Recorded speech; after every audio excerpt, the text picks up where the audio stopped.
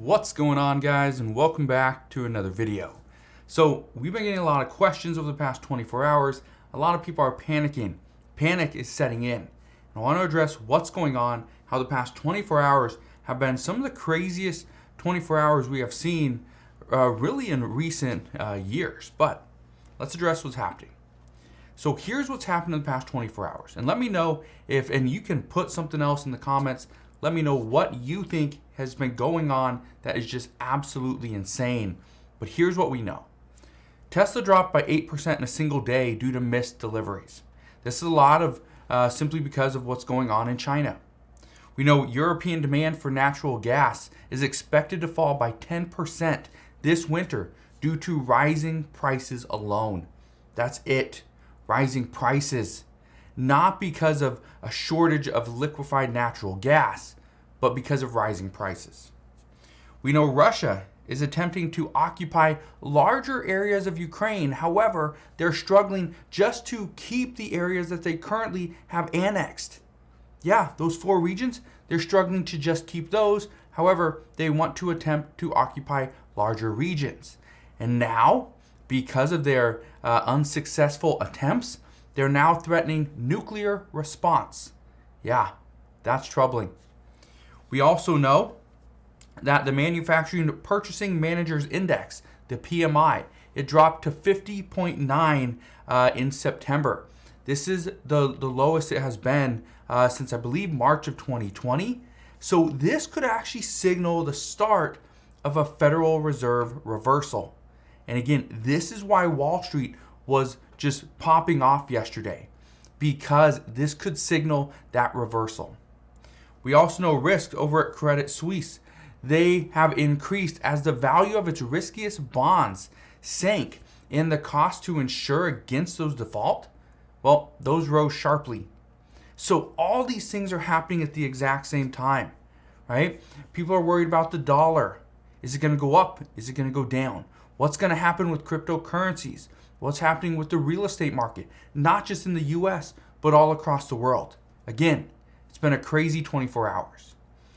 Now, while all this is happening, the bad news turned into good news on Wall Street, because the Federal Reserve, they might pivot.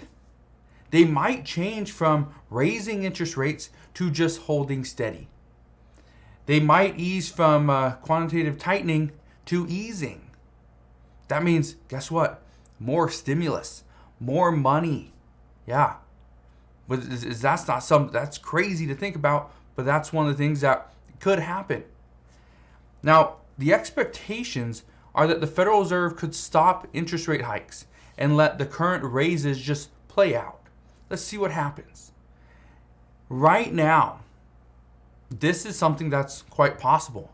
The Federal Reserve could just stand pat and be like, all right, let's see what's going to happen over the next 3 to 6 months.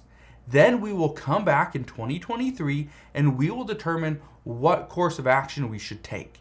Should we continue to raise rates? Should we let that play out even longer? Could we even lower rates and pivot? Yeah, it's possible.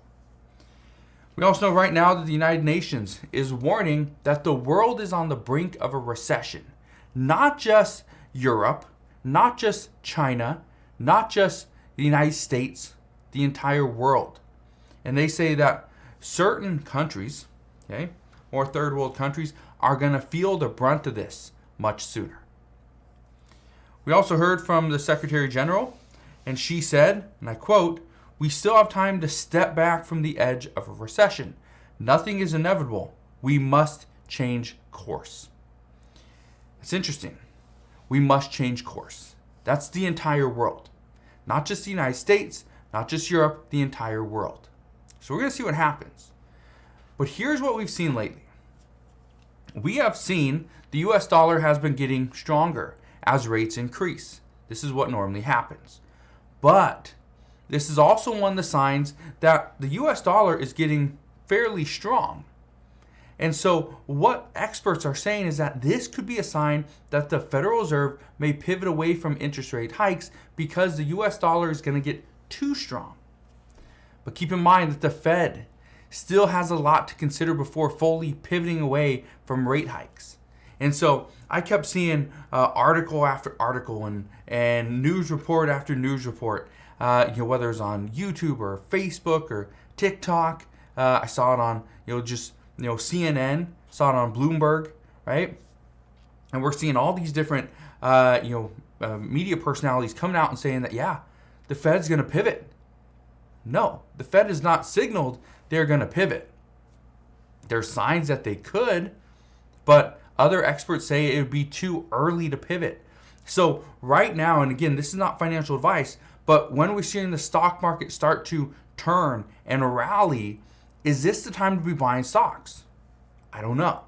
I wish I could tell you that, yes, this is it. This is the turn. This is that U-turn we've been waiting for, and it may be, but at the same time, there's still so many risks ahead, because what we haven't seen is the earnings recession. I'll talk about that in just a second. But one thing that did happen yesterday is stocks rally. And this was crazy to see because there really wasn't a pivot from the Fed. Okay? The risk is that the Fed won't pivot yet. Okay, this is still the risk, that the Federal Reserve will not pivot yet because we have to see the earnings recession first.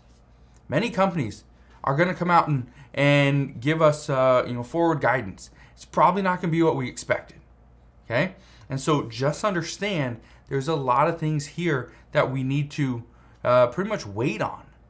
So am I saying jump back into the markets? No. Am I saying not to? No. Again, it's not financial advice, but what am I doing? I nibble here and there on certain stocks that I like. Okay? If you've been following me for a while, you probably know which ones those are. And, I continue to buy them and buy them and buy them. Even if they go down or up, I continue to buy, right? Dollar cost average. Now, here's another thing that happened over the past 24 hours. And this is why some in the U.S. are actually starting to panic. Because something happened. And this is regarding liquefied natural gas. The United States is now the largest supplier of liquefied natural gas to Europe at this point. They are not the only supplier, but they are the largest supplier. As of yesterday, here's the big thing. Many reports were coming in saying that the United States needs to ban exports of liquefied natural gas. Well, the White House came out yesterday and said they have ruled out any ban of natural gas exports for this winter because we need to help Europe. But at the same time, and here's the reason why a lot of people are panicking, experts are coming out and saying this is going to cause the price of liquefied natural gas in the U.S. to go up even higher. Okay? To go up even higher. That is a problem. That is a problem when many fixed income households, people on Social Security, are going to need to heat their homes. Well, how do they do that if they cannot afford natural gas? That's a problem.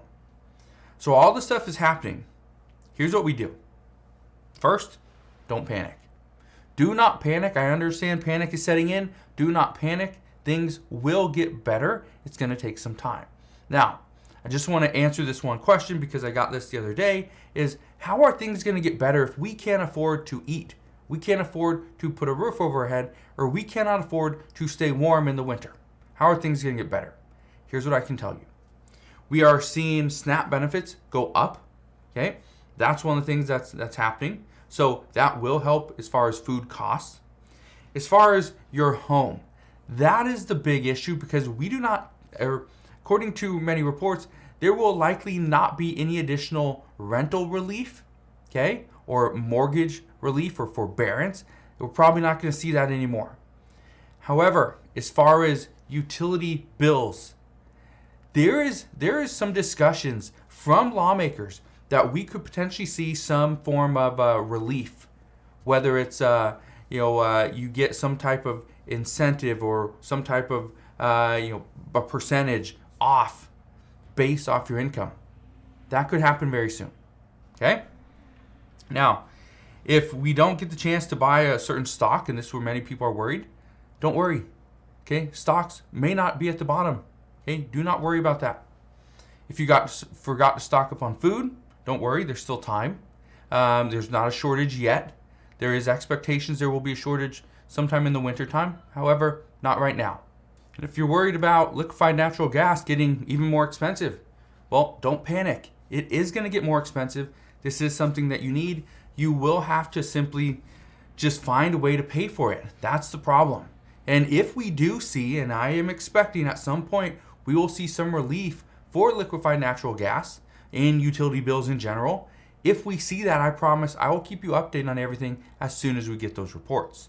So that's what we know at this time. As always, as I know more, I promise I'll come back on and share all the latest news and updates. Again, just want to thank you guys for watching. Consider subscribing. Don't panic.